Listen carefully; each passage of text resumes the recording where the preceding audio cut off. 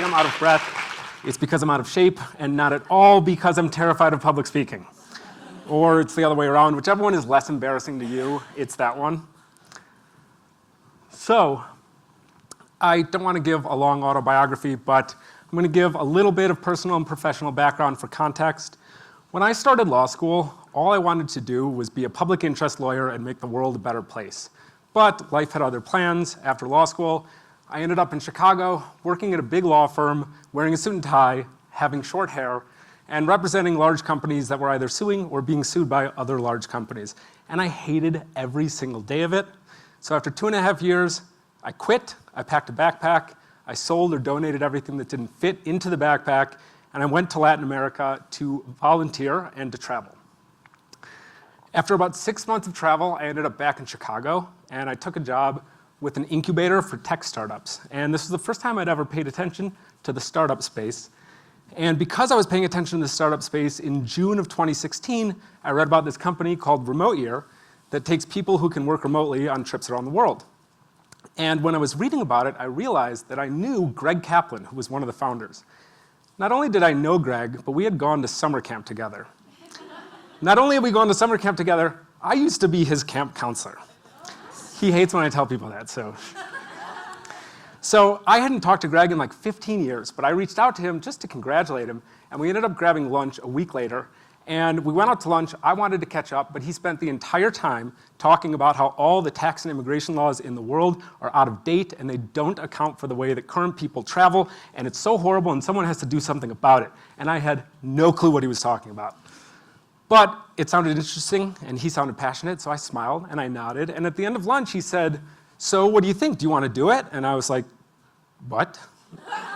And Greg said, "Do you want to be our director of public policy and travel around the world and figure out the tax and immigration implications of remote work, and where you don't like them, try and change them for the better?" That's actually a really good impression of Greg, if any of you have ever met him. And that's how I started my current journey. So, quick disclaimer, I am a lawyer. I'm not your lawyer. I'm also not an accountant or a tax professional.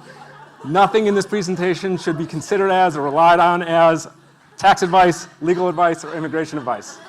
Also, anything I say is my opinion and not necessarily my employer's opinion. Okay, so now you know me and you've been adequately disclaimed, so we can get on to the meat of this conversation. The first thing I'm going to talk about is the one thing I'm not going to talk about, and that's anything related to taxes. There's a lot of really interesting digital nomad tax questions. A bunch of them are listed on this slide, but they're crossed off because I'm not going to talk about them. Do I think they're interesting questions? Yes. Do I have opinions about them? Yes. Do I have time to talk about them today? Not even close. But I had to bring them up, even if it was just to say that I'm not going to talk about them, because immigration and taxes are often closely linked. And if I didn't bring up taxes, some of you were going to leave here today thinking that I have no idea what I'm talking about because I didn't even mention taxes. So here, mentioned. What I am going to talk about today is remote work and immigration, or more specifically, if you're working remotely for your home employer or for yourself while you're visiting a foreign country, do you need work authorization or is a tourist visa sufficient?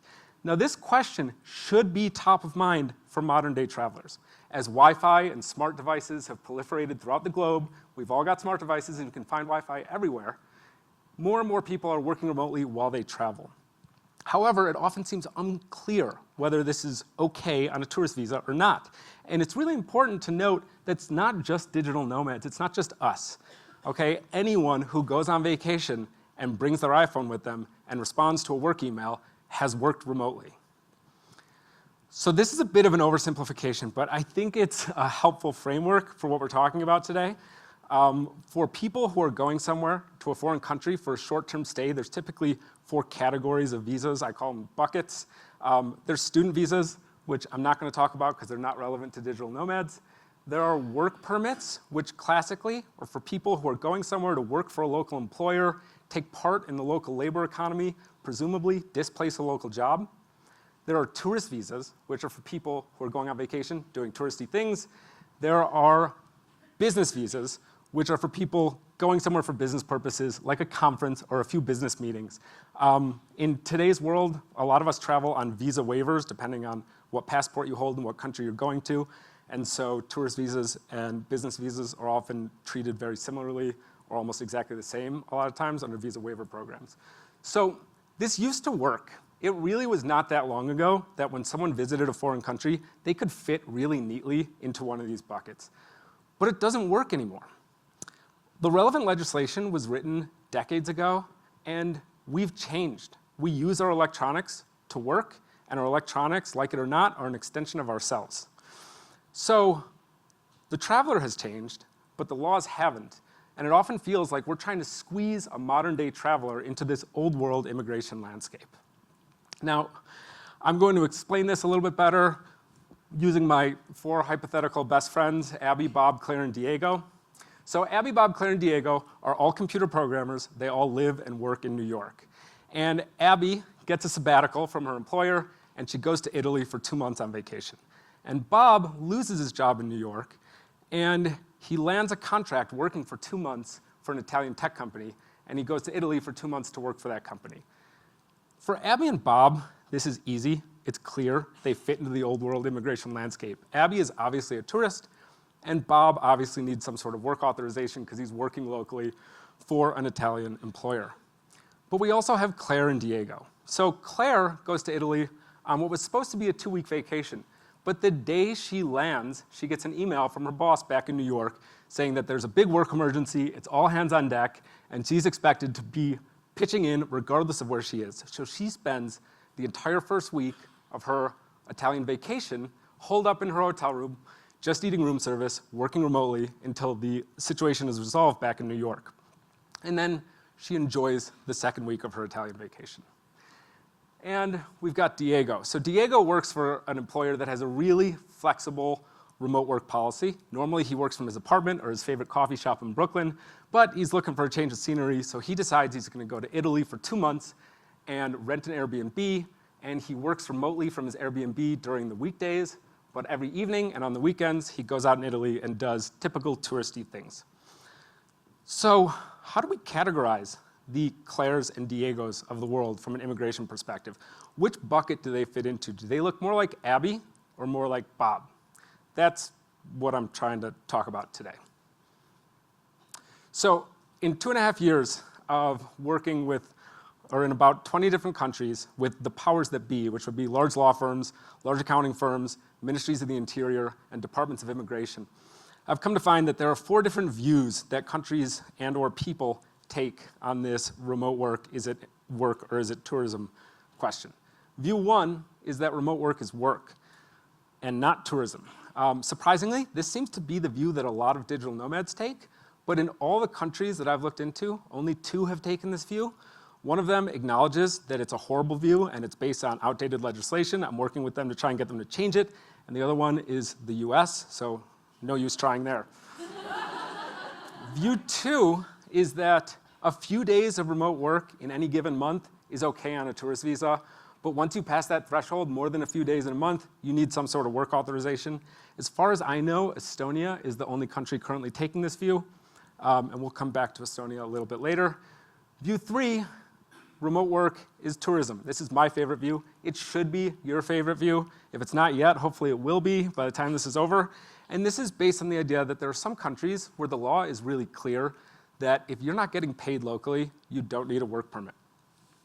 And view 4 is the view that remote work falls into some gray area between work and tourism, or it's just not even considered by the law. It would be outside of the Venn diagram altogether.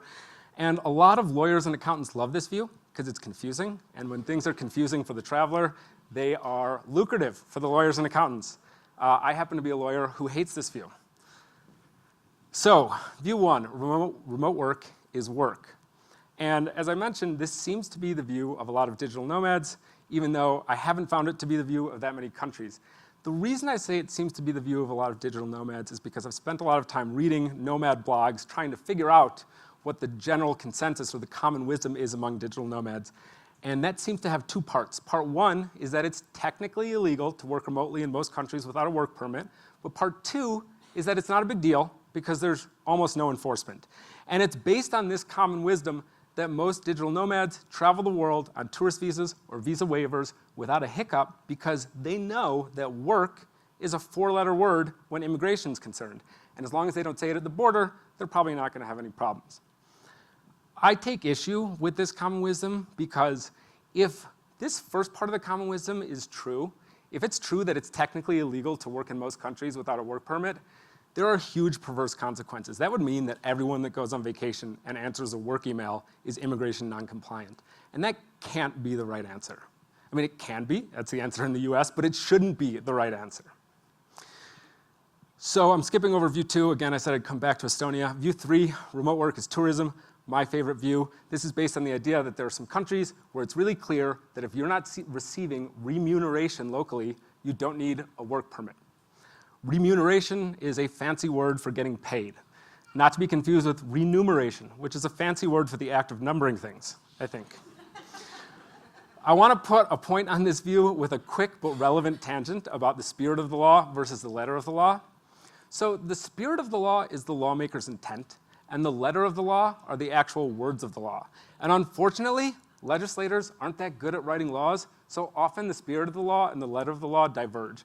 I love this Calvin and Hobbes strip as an example, where Calvin walks in the house, he's filthy, his mom says, "You're filthy, get in the tub." He hops in an empty tub with his clothes on and says, "I follow the letter of the law, not the spirit."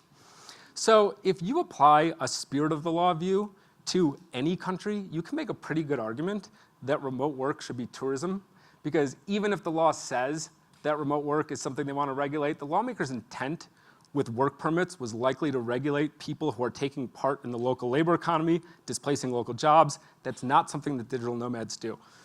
I think that's a good argument. I just want to clarify that's not the argument that I'm making with view 3. What I'm saying with view 3 is that there are countries where both by the spirit of the law and by the letter of the law, it seems that remote work is not something they're looking to regulate. View 4, remote work is a gray area. If you find yourself in this territory, it's really important to know the factors that are considered when countries are trying to determine whether something is work or tourism. So a common misconception that people make is that it's the purpose of your visit. It's true in some places, it's not true everywhere. If it was true everywhere that the purpose of your visit was what mattered, we would be in really good shape, because when you can do your job anywhere, the purpose of your visit is always tourism, it's not work. However, a lot of countries care about the activities you'll be doing while you're in the country. So it's important to know the factors they look at. There are things like your nationality, can you travel visa-free in this country or not? A big one that people often miss is what equipment do you carry? If you travel with your laptop, your iPad, 2 external monitors, a laptop stand, an external keyboard, and an external mouse, and you get stopped by immigration control, good luck getting in without a work permit. They're gonna think you have the tools of your trade and that you're there to work, and no matter what the law says, they might not be that well versed in the law, and they're gonna wanna see some sort of authorization. They'll look at whether your employer has a local office that you'll be working from. If they do, that looks like work. I'm not gonna go through all these bullets because I'm gonna run out of time, but the overarching thing that they're gonna look at is, are you taking part in the local labor economy? If you are, that looks like work. Are you not having an impact on the economy other than the impact that a tourist would have? If you're not, that looks like tourism. Now, I happen to think that this gray area is a lot smaller than a lot of other people think it is, and in many cases it's non-existent. And I think that because of my experience over the past few years working for Remote Year. So as I mentioned, when I started my current job, I had the mandate of go around the world, figure out the tax and immigration implications of remote work, and when they don't make sense, try and change them for the better. And I began in a country where the immigration laws were written such that it seemed like work was defined broadly enough that it would cover remote work. However, in order to get a work permit, you needed a local sponsoring entity. I'm not gonna mention the country, you'll understand why in a minute. And it created this catch-22 because it said, if you're working remotely, you might need a work permit, but you can't get a work permit if you're working remotely because you need a local sponsor for a work permit. So I went to the US Embassy in this country and I explained this catch-22 to them and I said, look, we wanna bring people to this country, we wanna make sure we're doing it right. Can you please introduce me to someone in the Ministry of the Interior or the Immigration Department so I can explain this to them and get the best possible guidance? And the people at the US Embassy said, yeah, we could introduce you to someone at the Ministry of the Interior, but we're not going to because you're an idiot. And all you have to do is say you're a tourist when you get here and you're not gonna have any problems. But if you bring this up, you're gonna raise red flags and you're gonna get your company in trouble. And I said, I don't think you guys understand. I wanna raise red flags. If this isn't allowed, I wanna explain why I think it should be allowed. And if they still disagree, then we don't wanna bring people to this country. So they said, okay, we're not going to introduce you to the Ministry of the Interior. We'll introduce you to someone who used to work at the Ministry of the Interior. So I had a conversation with this guy who used to work at the Ministry of the Interior. By the way, that's the reason I didn't tell you what country I was in. I had a conversation with a guy who used to work at the Ministry of the Interior, and I got the same response, only this time with an accent. And I did this same thing for like 4 weeks, and I was about to give up hope until someone said to me, you know what, you should talk to my friend. She's an accountant at a big accounting firm in the capital city. And I called this woman, and I expected the same response, but she said, oh yeah, that's a really interesting problem. We can help with that. And I was like, what, you can help with that? And she said, yeah, we can write a letter to the Ministry of the Interior, and we'll request a ruling, maybe binding, maybe non-binding, but we'll explain this issue and make them give us guidance, or see if they will. So we wrote a letter, she translated it, we sent it, we waited a few weeks. I wasn't expecting anything, but they responded. And they said that we were right. They said that if you didn't have a local employer that could sponsor you for a work permit, you probably weren't doing the kind of work that they were looking to regulate. And as long as the rest of the stuff you were doing and the length of your stay was consistent with a tourist visa, then a tourist visa was fine. So there's good news in this, and there's bad news in this. The good news is, over the past 2.5 years, as I said, I've worked with the powers that be, big law firms, big accounting firms, ministries of interior, departments of immigration, in a lot of countries. And most, not all, but most of them, when I explain remote work to them, they agree. And they don't think that this gray area really exists either. They think that when you dig in, if you're doing work that is truly remote, if you're not having an impact on the local labor economy, and if the length of your stay is consistent with a tourist visa, it's not something they're looking to regulate. So that's great news for us and for the Claires and Diegos of the world. But there's bad news. The bad news is nobody wants to say it publicly. I've had all these conversations, and they're all either off the record or covered by a non-disclosure agreement. And it's a real bummer, and I can't really figure it out, because you would think that countries would be tripping over themselves to give us the type of clarity and guidance that we're looking for. As the trend towards remote work continues to grow, more and more people every day are going to be working remotely while they travel. And in a recent survey of over 1,000 current, former, and aspiring digital nomads, 87% said that a simpler or clearer visa process would impact their destination choice. Now, I am going to run out of time, so I actually can't use the Delaware for digital nomads metaphor that I wanted to use, but suffice it to say, I firmly believe that the first countries to give us the guidance that we're looking for are going to see a huge bump in tourism from digital nomads and people who work remotely, and it's going to be a big benefit to them. There's one exception here, and that's Estonia. It seems to be the only country that's really paying attention to this. Full disclosure, about 2 years ago, Remote Year had a Estonian woman who was working for us. She has since moved on to a different and really much cooler job. She's a good friend of mine. Her name is Hilary Rand, and thanks to Hilary Rand, I got introduced to some people at the Ministry of the Interior in Estonia, and now I am part of the Estonian Digital Nomad Visa Working Group. So along with people from Jobatical, which is a really cool Estonian startup, and Wi-Fly Nomads, which is another work and travel company, and representatives from different departments within the Estonian government, we've been working on a new type of visa specifically for digital nomads and remote workers that will allow people who work remotely to stay in Estonia for far longer than the 90 days of a tourist visa. Now remember, Estonia's tourist visa only allows for a few days of remote work per month anyway. So this new type of legislation is necessary in Estonia. And I could talk about this for hours. I think it's really exciting. I think it's going to be a game changer for people who live this type of lifestyle. But I've got the 1-minute sign, so I'm going to go on to my last slide and say that in conclusion, I think what Estonia is doing is absolutely awesome. I would love to see other countries make new types of visas for this new type of traveler. But I think in most countries, that's overkill. I think it's unnecessary. I think that all that most countries need to do is publicly state that under their current immigration legislation, remote work, as long as it's really remote, as long as you're not getting paid locally, and as long as you are just in the country for the length of time that's consistent with a tourist visa, that it's not something they're trying to regulate, and that a tourist visa is appropriate. It's a brave new workforce where great work can be done from anywhere and is being done from everywhere, and countries need to catch up with the internet age, or at least acknowledge that it exists. Thank you.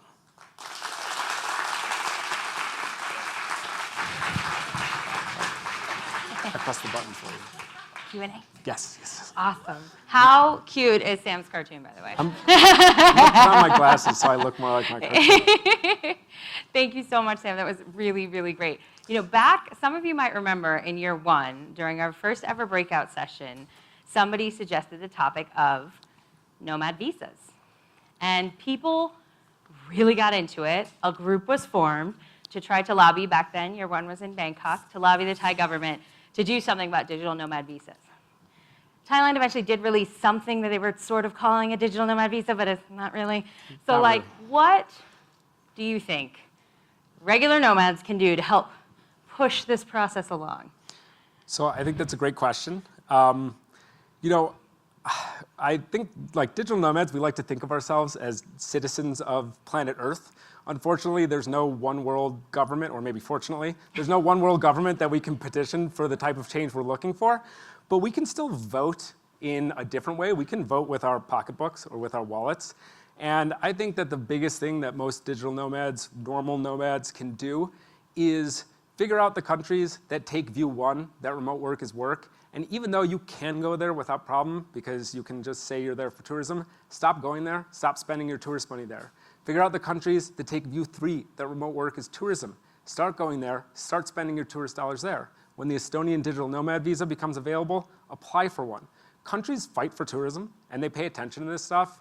And unfortunately, sometimes our loudest voice is just using our money when we're trying to talk to governments.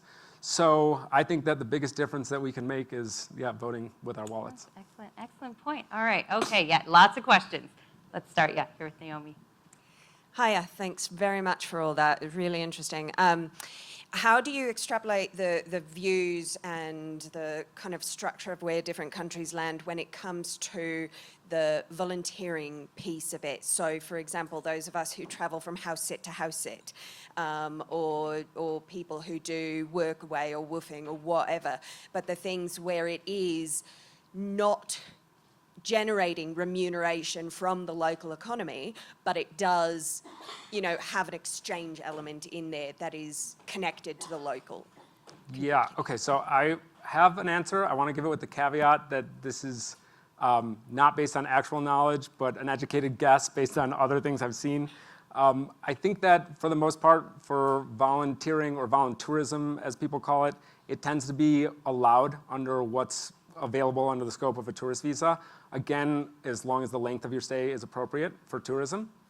It'll vary by country. I know I volunteered in Peru on a tourist visa for, I want to say like 6 weeks. Didn't have any issues. And if I remember correctly, when I was at the border, I said I was there to volunteer. Interesting. All right. We'll try to get to as many as possible, but Sam will be here around lunch, so. Aside from the U.S. and with sort of waves of nationalism in different places, are you seeing any countries going the other way? Backwards? So I haven't seen any countries go backwards, but I have seen a lot of countries that pin their reluctance to publicly take what I would call a good view on this, on nationalism. Or just the idea that immigration, it's not just the US, it's not just the UK. Immigration is a big deal in a lot of different countries. And even though this type of remote work tourism is not at all the immigration that is a hot button issue, still immigration becomes this big deal that nobody wants to touch at all. So in that sense, nationalism, I think, is not helping our cause. What about retirement or non-lucrative visas? Would you classify those sort of as tourist visas with regard to remote work? So that's one where I'm not even going to pretend to be able to answer, but it's because I honestly, all the work that I've done and all the research I've done has been focused on short-term stays, other than with Estonia and the digital nomad visa. So I apologize. All right, Martina, and then Jenny, and then we got to cut it off. We'll do more at lunch, perhaps a breakout session even. Yeah, sure. All right. It's really interesting that virtually all of the countries that you've spoken to are reluctant to say anything public. How can we as nomads find out which ones, which are the no-go zones, US and who else, and which are the ones who we should be going towards and should be really Yeah. Yeah. This is a living in. tough one that I was hoping no one was going to ask. Good job, Martina. Yeah, no, it's a great question. And I'll explain why I said I was hoping no one would ask it. I, at least right now, don't feel comfortable just like outright saying that because maybe I'm like overly cautious. I don't want to, even with a disclaimer, like I don't want to give anything that really seems like immigration advice or legal advice. And those things are hard to figure out on your own, right? Like I spent 2.5 years doing it and spent a lot of time and money like trying to figure these things out.